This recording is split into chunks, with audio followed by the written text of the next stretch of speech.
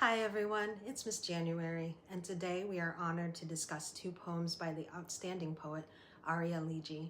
These poems are from her recently released volume of poetry, Hymn to Equity. We highly recommend this book, which is available at barnesandnoble.com, bookstore.org, and Amazon. We will add some links below, but we do not receive any compensation for this review.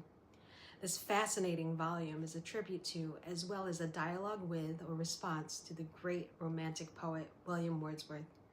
In addition to 120 poems, the volume includes a number of paintings from the Romantic era. I will begin with the reading of this poem, Hymn to Equity. Between blood and pen lives men. O equity that oft sought white, scintillating singing through prophetic colloquies. Verse that stately choir, equity, she sits atop a spire, shifting, tottering on the saber's nib, daring to bisect us if we move. Oh, dainty heavenly moral affectation, let us not fall into the ether through abominations. I will now read the second poem, and then Miss Flynn and Miss Taylor will discuss both of them together. This poem is titled Waif of Dover. On the cliffs of Dover was our little cottage, albeit homestead, refuge from the forest of dismay. Nightly cannons wailing through the air, a starlight cavalcade. Little children, soot-footed and bloodied, fight as wrens, small pigeons, hunkering through dustbins, pickled carcasses, feast for the destitute. Eyes roving outward for prey, praying for manna or some such supplicant to be the succor that will fill and stave this tonal depravity.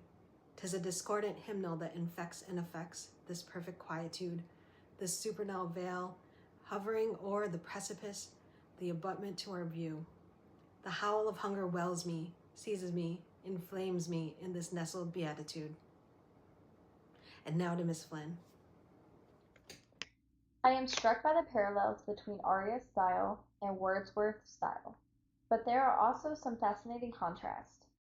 Both poems use free verse with no specific meter and use slant rhymes and internal echoes. You might characterize Arya as a neo-romantic poet.